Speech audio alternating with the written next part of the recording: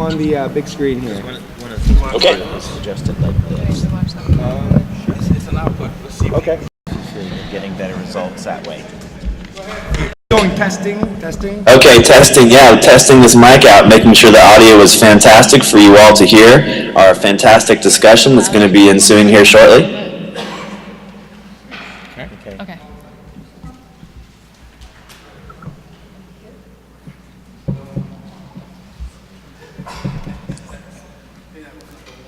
What time is it? Okay, so when we're ready, we'll start. Yeah, kill number 4. Now then you're back to 3. Cool. All right, Roland, I'm going to cut my feed.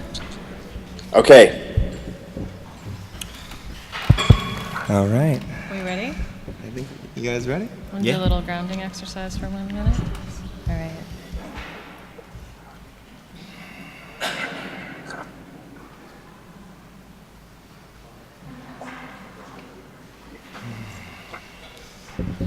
Are we ready? Okay. Aloha.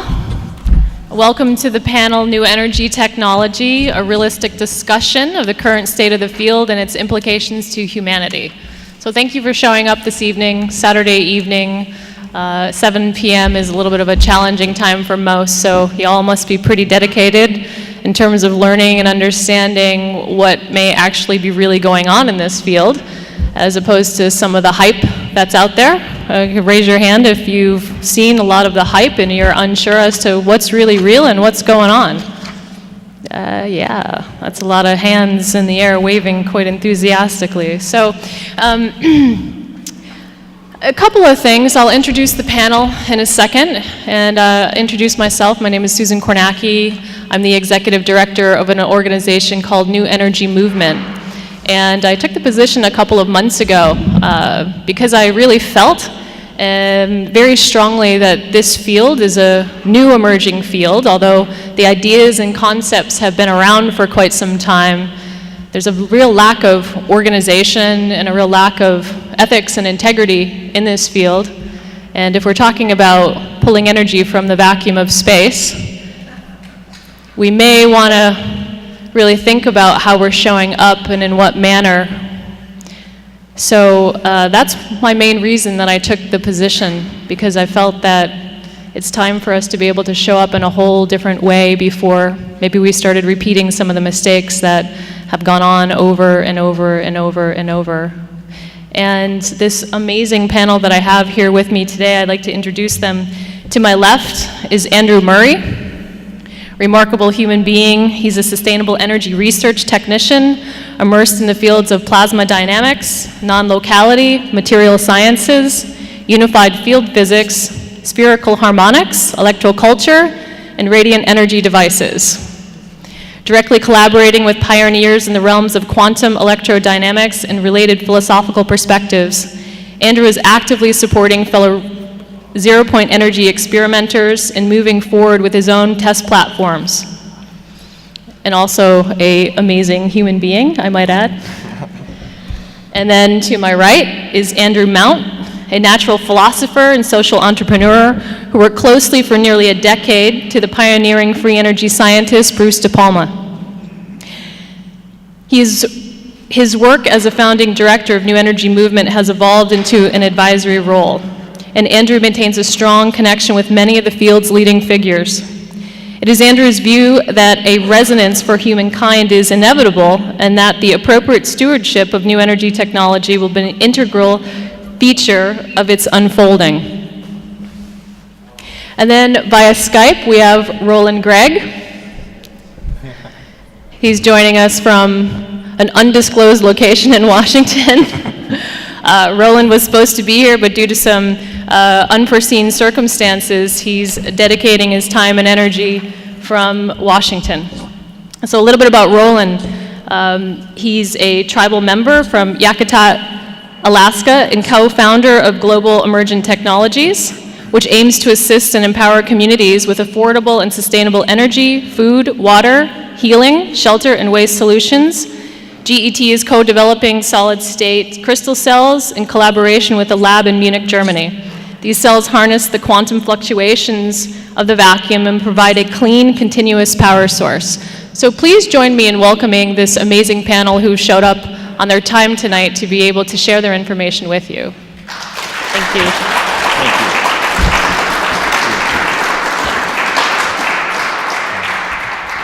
you. So the first question, there's going to be a series of questions for this unique panel. And one of the first questions, just to really get right to it, is what is the current state of new energy technology? Now, I've advised the panel that in order to maintain a clear and objective and really a non-biased way to be able to give people a realistic understanding that this isn't lobbying, this isn't about lobbying any one person's idea or agenda or device. I think we've all seen that over and over and over, for those of you who know and have been in this field for a bit.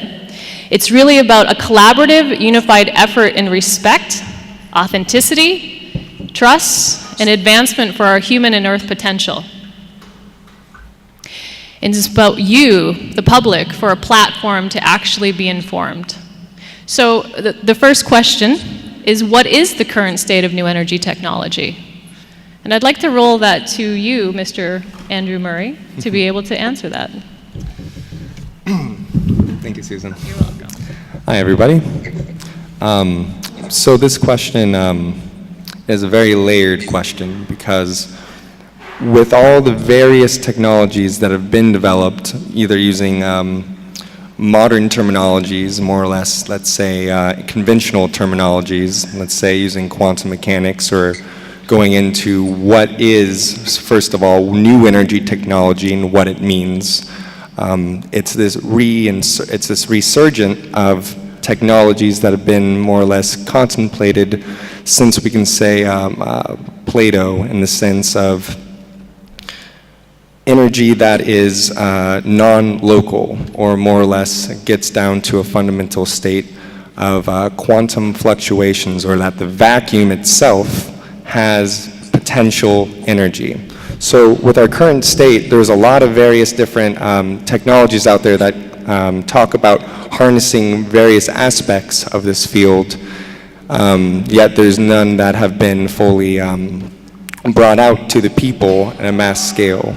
So with our current state, it is very interesting to state that there are now technologies that are ready to be brought to the public, and that are have been third-party verified by various institutions to actually be a COP, or coefficient of performance, greater than 1.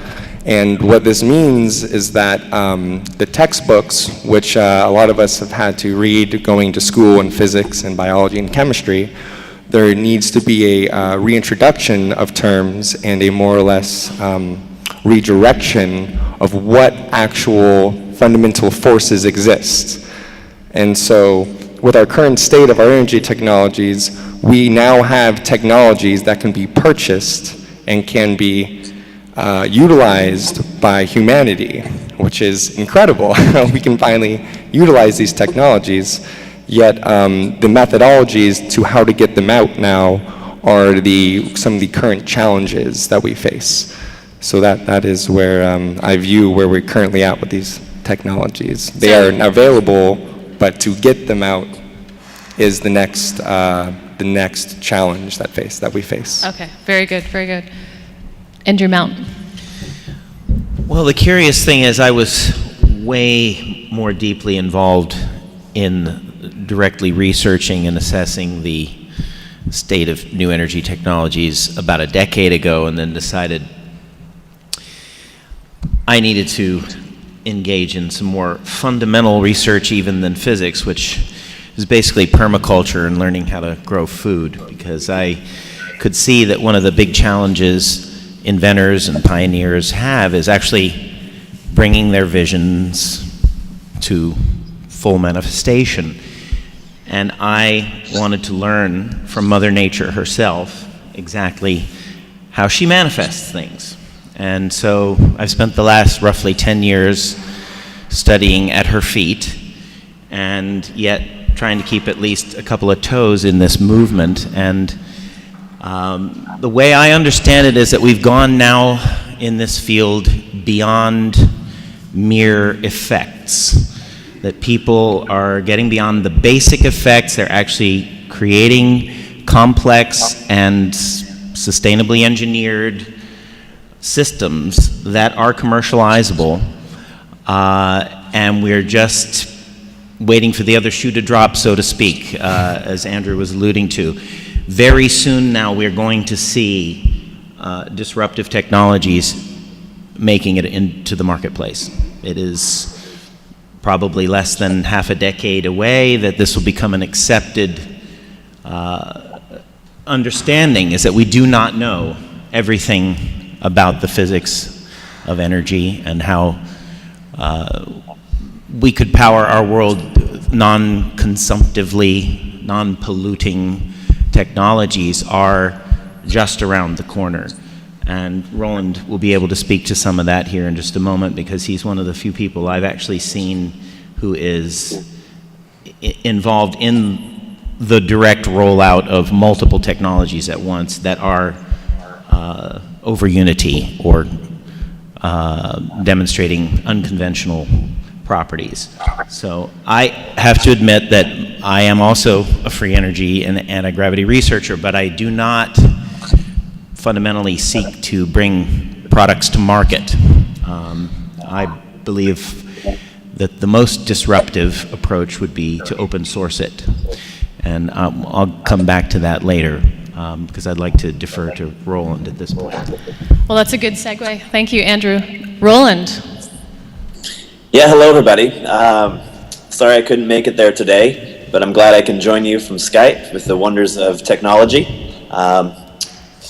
The state of new energy technologies, it's a very interesting question, because the last 7-8 years I've been involved in the research and development, trying to separate the wheat from the chaff on what technologies actually are making and working as the inventors claim, and how could I help them get out into the world so we can all utilize them. So there definitely are, when I first saw my first generator and or device, if you will, put out more energy than it consumed, it was a paradigm shift for me. And as I've done demonstrations for people, it's a paradigm shift for all of them. After there's before and then there's after, and your life changes. It's amazing. So there are devices right now that our company is working with multiple inventors that should be ready here. Well, they're demonstratable now. So we can get further into that. So there is new energy technologies that consume no fuel and do not use the traditional renewable energy sources like biomass or solar or anything else, that just run consistently off of renewable magnetic energy and the coherent quantum fluctuations of the vacuum. So yes, that does exist now, and we can get further into that as we move along in these questions. And it's a very exciting time. Excellent. So what can we realistically expect to see to come forward with these technologies at this point? And so whoever wants to answer that, what's realistic at this point? What do we expect? Well, one of the first things, of course, that we're going to probably expect to see in in our conventional sense of what we are living, what is real, is we're probably going to expect to see some resistance occur. We're going to see bringing this technology forth into a realm that conventional science doesn't agree with. And it really actually it challenges a lot of the different systems we see in our society of what is the value of money, what is the value of our time, what is the value of being able to travel to places, for instance, where an example of this type of technology can bring. Imagine you no longer need to pay to travel across the country for gas, for instance. Imagine having one of these devices in your car that is being run or is running an electric motor. So what this means is you no longer need to stop each, let's say 400 miles if you have a decent miles per gallon car, and fill up. So now that inhibiting factor of money for traveling, at least, it is no longer there. So what that means is that we can see that us as a society are able to actually do more of what we wish to do with our time, and that with the technology itself, we can see that these technologies are going to be more and more, they're going to be becoming more and more realistic and simplistic. So right now, for instance, there is, I don't know how many remember the cold fusion myth that happened, and there was a big issue that occurred there. And now, just last year, Stanford University verified that low-energy nuclear reaction exists. And if anyone wants to see the reports, you can go on to Stanford's website and actually look at the exact reports of a COP greater than 3. There are a couple other people who've been able to verify this. So just showing that our notions, and it's going to take a while, as you can talk to one person and say, oh, that was disproven, it's bunk. It's going to take a few years probably, even with the power of the internet, for people to all get up on the same updates that, oh, this exotic technology actually exists. So it's up to all of us to be able to really inform ourselves and our communities about these technologies. Excellent. Roland, I know that you've put together something for everybody to see. I think it would be a great time for you to go through that so people can start to get an understanding of the diversity of these different type of new energy technologies. Sounds good, Susan. Can you see my screen? Yes. All right, so this is Global Emergent Technologies is our technology incubator, and our mission statement is to empower communities with affordable and sustainable energy solutions. This is our team, and basically we're run by 4 equal partners. Myself, Paul Reynolds, Mark Cuthbert, and Declan Owens. Paul and Declan are both from Ireland, and Mark is from London. He's an electrical engineer, and Paul's a civil engineer. And so, over the last since about 2010, Get's Clean Technology Incubator has invested into vetting, replicating, and developing new energy technologies. By testing and validating new energy technologies, we can prepare them for commercialization by structuring companies to protect the intellectual property and receive investment for product development. We've created strategic alliances with some of the most intelligent inventors on the planet, and that allows us to accomplish the goals laid out in our mission statement. We've over the last 7 years, we've worked with many inventors. Not all of those inventors are listed here. It would take many days to go through all of that work. There's been many lessons learned working with different inventors, and what I can say is there's many people who have devices that are working beyond what I'm going to talk to you about here today, right now. These are not the only people. They have just, we've chosen to focus on these because of the readiness of their technology for use in actual, and for actual real loads. So number 1 on the left there is quantum power, which is self-charging crystal cell technology. That's Marcus Reed's technology specifically. I'll go into that a little bit further. Number 2 is the JB60 generators. These are called jewel boxes. And calling this renewable magnetic energy, it's a 60 kilowatt self-sustaining generator. I'll go into that further shortly. Langenberg technology is power, water, and waste solutions. And that is creating energy from the utilizing water, essentially a novel way of breaking that water into its component parts, making a synthetic gas and burning that in a turbine and making a generator spin. And AO Energy Solutions is our energy efficiency community and building project consulting arm, and I'll go into that further. Right here on the screen now, you can see Quantum Power Incorporated. This is basically in the hand, you can see some of the materials in the blue, the hand with the blue glove on it. And basically, this is a quote by Dr. Hans Weber, a theoretical nuclear particle physicist, who actually is the author of a book called Isothermal Calorimetry. And calorimetry is measuring the actual energy, what is for thermodynamic and kinetic measurement. And he has done a lot of testing with Marcus Reed's cells. We've had a lot of different people test out the cells in many different ways so we can learn about why it has the reactions that it does. He states that the crystal cell developed Marcus Reed, the fundamental new way of electricity with the potential to replace not only chemical batteries and solar cells, but after scale-up, even fossil and nuclear fuel power plants as well as hydropower stations. Yeah, they can't hear. Optimization and scale-up of the crystal cells will be possible with Roland? units in several. Roland, we're going to stop you for a second. There's a bit of a bandwidth issue, and we need some just assistance on the volume, just to restabilize this a bit. So why don't you pick up where you left off, and we'll hear you to make sure it's good, because we don't want people making funny faces in the audience going, what on earth is being said? So go ahead. Okay. We're good now? Keep going. You want to do a couple just testing real quick? Okay. So the optimization scale-up of crystal cells will be possible up to units of several kilowatts for a peripheral power supply. Roland, we're gonna stop you once again because it's a bandwidth issue. So let's stop for a sec, and what we're gonna do is reestablish the connection, and then you can continue in a bit. So this is a good time to move to a different question, then Roland will be able to go through the rest of what he's working on right now, so then that way it saves us all and we can have nice coherency for the rest of the panel. So one of the things that we've all talked about this panel right here is the ethical responsibility on behalf of the investors, inventors, and people involved in these new emerging technologies. So again, as you're talking about, tapping energy from the ether, what is that? What is our responsibility? Because at this point, it doesn't exist. There's no ethical guidelines, there's no common understanding among these inventors, among these engineers, and it's kind of like the Wild West.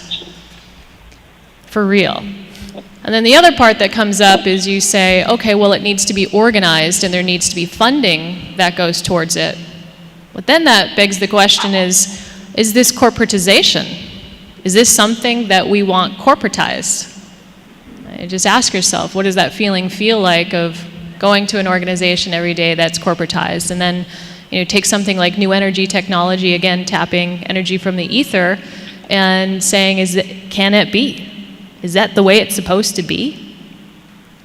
And so it is one of the questions that is a burning question. Because it's not just about the technology, it's also about how we approach it, how it's created, how it's distributed, and how it's subsequently utilized into whom, maybe first. So I'd like to ask the panel some of their thoughts on that, and Andrew Mount, I think that you are a wonderful person to be able to answer that. And then we'll get back into Roland's presentation and talk more about the tech aspect, but let's move to this first.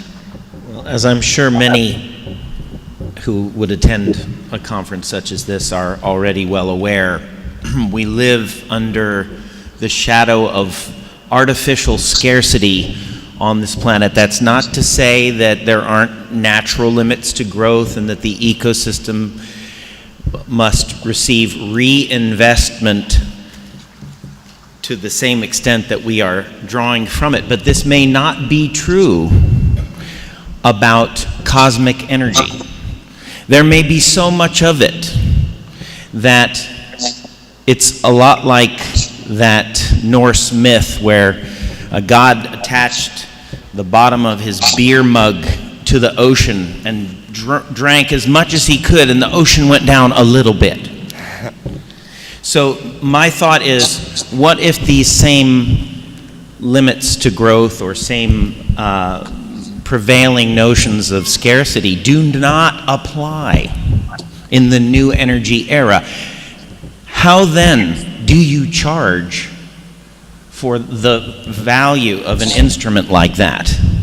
How do you put a value on something which is inherently not a scarce commodity, since all money and all economics are driven essentially by the imposition of a scarcity model? So, I think this new energy technology must come along with the ethic that it is essentially a natural resource like air. Is anybody charging you for the air you breathe today? Not yet. So when new energy comes into vogue, as I'm confident it will this century, I strongly believe it should lead to a society much like we see in Star Trek, where money is made obsolete and where all of the people's basic necessities are met first. And if there are value-added products that are to come on top of that, such as works of art or, advanced transportation systems or what have you, then maybe those things could have a price tag to them. But I don't think that basic things like energy, food, water, and air, which are effectively part of the commons, should have a price associated with them. And that's one of the ethics that I would really like to see embodied. And that means that some of these technologies have to be given away. Some of these technologies have to be given into the public domain from day one. Who's going to advocate for that? Well, I would say, as long as I'm involved with New Energy Movement, I will be advocating for that. Yeah. Thank you. I would like to add Please. to that what you were saying. It was very interesting, Andrew, about the concepts like you're saying of for instance, you used the analogy of Star Wars, for instance. Star Trek, sorry. No wars. No We're on wars track. here. We're on track here, yes. And with the ethics of these technologies do bring into question what will some people do with a power supply that does not require a fossil fuel, for instance. There's no need to continuously buy and purchase fuel. And so what this leads to, well, the ultimate thing of ethics is later on, these technologies can fully lead to, for instance, once you have your radiant energy supply or financially free energy, once again, financially free energy, that means that that power supply then can be utilized to do things that are what we see in sci-fi, but yet we have proof that exists in our world today. Such as, I'll give an example, once you have radiant energy, that leads to a replicator, which we know as a force, which is called the dynamical Casimir effect. And the dynamical Casimir effect shows that when two plates are held extremely close together and oscillated with piezoelectric elements, that a quanta of light, a photon, is emitted from the vacuum, meaning that in a vacuum chamber where there's basically nothing, light comes from it, and it shows that the vacuum is not actually nothing, but actually the plenum of energy. So once you get that construct, that literally leads to the concept then if you want to create, let's say, a loaf of bread from the vacuum, from a chamber that has no other things other than vacuum, that is a possibility. And people in our day and age are doing that at universities of making light come from the vacuum and coupling them with electrons. What that leads to the next thing is once you understand that construct, you don't need to mine the planet anymore. Let that settle in for a moment, you know what I mean? We don't need to continue doing that once we implement the power supply. And then that brings the ethics then. If people then would like to say, oh, well, I want to replicate using these technologies, let's say harmful devices, such as I know we're all familiar with the types of weapons we've seen in our current day society.